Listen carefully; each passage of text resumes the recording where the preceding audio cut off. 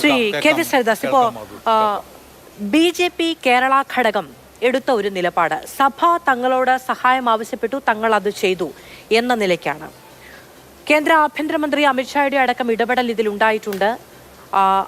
സംസ്ഥാന ഘടകം അവിടെ ചെന്ന് ഛത്തീസ്ഗഡ് സർക്കാരുമായി, ഛത്തീസ്ഗഡ് BJP ഘടകവുമായും സർക്കാരുമായും തന്നെ ആശയവിനിമയം നടത്തി. ഇത് ഞങ്ങളുടെ ഉത്തരവാദിത്വം പൂർത്തിയാക്കി എന്നുള്ളതായിരുന്നു ഇന്നലെ അടക്കം സിസ്റ്റർമാർ പുറത്തേക്ക് വന്നപ്പോഴുള്ള പ്രതികരണം എന്ന് പറയുന്നത്.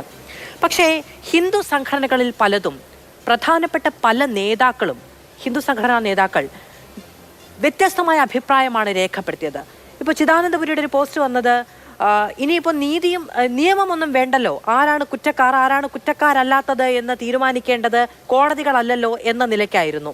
അങ്ങനെ ഒരു ആശയ പ്രശ്നം, ഒരു എതിരഭിപ്രായം പരിവാർ സംഘടനകളിലുണ്ടോ? അല്ല മാധു, ഇവിടെ ഒരു കാര്യം ശ്രദ്ധിക്കേണ്ടത്, ഈ ഛത്തീസ്ഗഡിൽ ഈ സംഭവം ഉണ്ടായ ഉടനെ BJPയുടെ സംസ്ഥാന അധ്യക്ഷൻ ശ്രീ രാജീവ് ചന്ദ്രശേഖരെ വിളിച്ച് സഹായം തേടിയത് കേരളത്തിലെ കത്തോലിക്ക സഭയാണ്. ഇങ്ങനെ 2 സിസ്റ്റേഴ്സിനെ അറസ്റ്റ് ചെയ്തിട്ടുണ്ട്, അതിനകം വാർത്തകൾ വന്നിട്ടുണ്ട്. അവരെ സഹായിക്കണം. ആ ഒരു മെസ്സേജ് ഏറ്റെടുത്തുകൊണ്ടാണ് രാജീവ് ചന്ദ്രശേഖർ മുന്നോട്ട് പോയത്. അദ്ദേഹം കേന്ദ്ര ആഭ്യന്തരമന്ത്രിയെ കണ്ടു, പ്രധാനമന്ത്രിയെ കണ്ടു, ഛത്തീസ്ഗഡിലെ മുഖ്യമന്ത്രിയുമായിട്ട് സംസാരിച്ചു. അതിനൊപ്പം നമ്മുടെ കേന്ദ്രമന്ത്രി ജോർജ് കുര്യൻ, അദ്ദേഹം ഈ സിസ്റ്റേഴ്സ് ഉൾപ്പെട്ട കോൺഗ്രിഗേഷൻ്റെ മേധാവികളുമായിട്ട്, അവിടുത്തെ ആ സന്യാസി മഠത്തിൻ്റെ തലപ്പത്തുള്ളവരുമായിട്ടും ബന്ധപ്പെട്ടിരുന്നു. ആ നിലയിലുള്ള ഒരു കമ്മ്യൂണിക്കേഷൻ നെറ്റ്വർക്ക് അന്ന് തന്നെ നടന്നിട്ടുണ്ട്.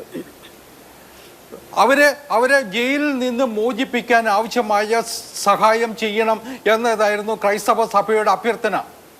അത് പാലിക്കപ്പെട്ടിട്ടുണ്ട്. അതിൽ കുറച്ച് കാലതാമസം വന്നിട്ടുണ്ടാവാം. അതിനുള്ള കാര്യകാരണങ്ങളൊക്കെ നമ്മൾ പലവട്ടം പല ദിവസങ്ങളിൽ ചർച്ച ചെയ്തതാണ്. ഞാൻ അതിലേക്ക് ഇപ്പോൾ തൽക്കാലം കടക്കുന്നില്ല. പക്ഷെ അവർ പുറത്തിറങ്ങിയിട്ടുണ്ട്. അത് BJPയോട് കേരളത്തിലെ ക്രൈസ്തവ സഭ നടത്തിയ ഒരു അഭ്യർത്ഥനയെ തുടർന്ന് BJP സ്വീകരിച്ച നടപടികളെ തുടർന്നുണ്ടായ ഒരു സ്ഥിതിഗതിയാണ്. ഇവിടെ ഒരു കാര്യം കൂടി മനസ്സിലാക്കണം. നമ്മുടെ ഒരു അയൽവക്കത്ത് ഒരാളുടെ വീടിന് തീ പിടിച്ചൊരു സഹായം ചോദിച്ചാൽ അതിൽ സഹായിക്കാനുള്ള ചുമതല എല്ലാവർക്കും ഇല്ലേ? ആ ഉത്തരവാദിത്തമാണ് ഭംഗിയായിട്ട് BJP ഇവിടെ നിർവഹിച്ചിട്ടുള്ളത്. പിന്നെ ബാക്കിയുള്ള കാര്യങ്ങൾ, കേസും ഒക്കെ, അത് അതിൻ്റെ നിയമത്തിൻ്റെ വഴിയെ പോകട്ടെ, കോടതി തീരുമാനിക്കട്ടെ. ഞങ്ങൾക്ക് അതിലൊന്നും ഇടപെടാനില്ല. അത് അതിൻ്റെ വഴിയെ പോകട്ടെ. അതിൽ തെറ്റുണ്ടോ ശരിയുണ്ടോ എന്നുള്ളത് അവിടുത്തെ പ്രോസിക്യൂഷനും കോടതിയും പരിശോധിക്കട്ടെ. അങ്ങോട്ട് വിളിച്ച സഹായം ആവശ്യപ്പെട്ടു. BJPയുടെ കേരള ഘടകം, BJPയുടെ സംസ്ഥാന അധ്യക്ഷനടക്കം ഇടപെട്ട ആ സഹായം നൽകുകയും ഉത്തരവാദിത്തം നിർവഹിക്കുകയും ചെയ്തു. ഈ പ്രതിഷേധങ്ങളുടെ ഭാഗമായി ബിഷപ്പുമാരടക്കം തെരുവിൽ വാമൂടിക്കെട്ടി നടത്തിയ പ്രതികരണത്തിലും മറ്റും നിഴലിക്കുന്ന ഒന്നുണ്ട്. എന്താണ് യഥാർത്ഥ രാഷ്ട്രീയം എന്ന കാര്യത്തിൽ സഭയ്ക്ക് തിരിച്ചറിവുണ്ടായിരിക്കുന്നു എന്നതടക്കം, ഇനി മുതൽ ചങ്ങാത്തം വേണ്ടതുണ്ടോ എന്ന് പുനരാലോചന നടത്തും എന്നതടക്കം, ഈ നീതി കിട്ടിയിട്ട് മതി ഇനി ചായ കുടി എന്നതടക്കമുള്ള പ്രതികരണങ്ങളൊക്കെ ഉണ്ടാവുന്നുണ്ടായിരുന്നു.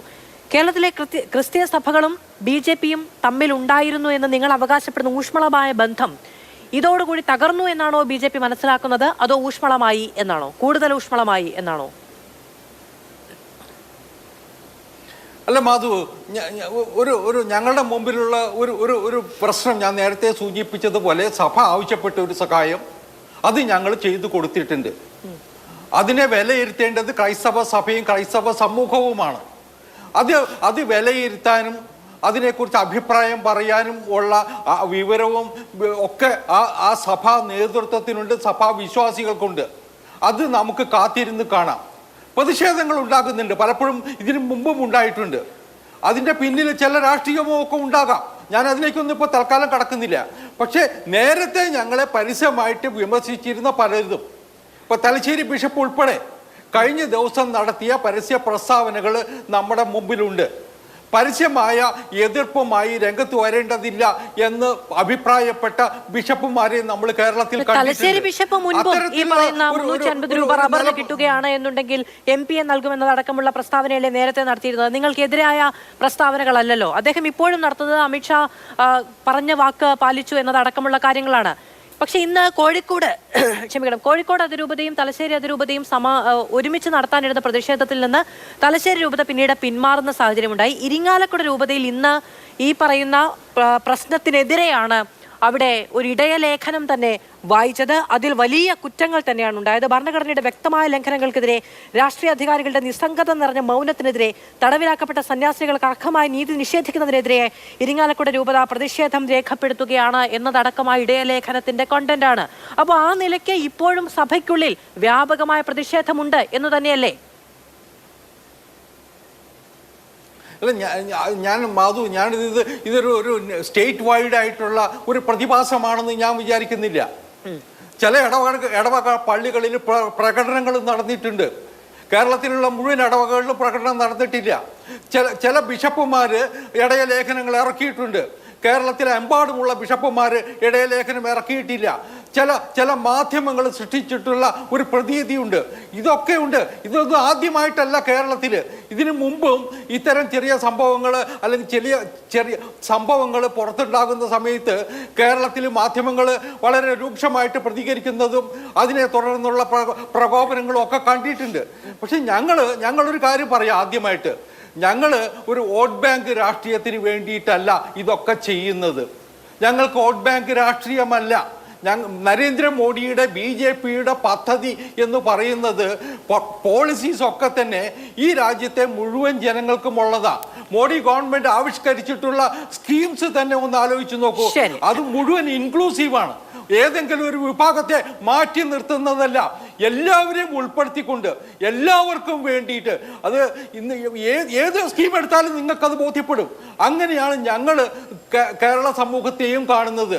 അത് മനസ്സിലാക്കാനുള്ള ബുദ്ധിയും അതിനുള്ള കഴിവും കേരളത്തിലെ ക്രൈസ്തവ സഭയ്ക്കുണ്ട്, ക്രൈസ്തവ സമൂഹത്തിനുണ്ട്. ക്രൈസ്തവ സമൂഹത്തിന് മാത്രമല്ല, മുഴുവൻ കേരളത്തിലെ ജനതയ്ക്കുമുണ്ട് എന്ന് പ്രതീക്ഷിക്കുന്നവരാണ് ഞങ്ങൾ. ആ പ്രതീക്ഷയുമായിട്ട് മുന്നോട്ട് പോവുക തന്നെ ചെയ്യും.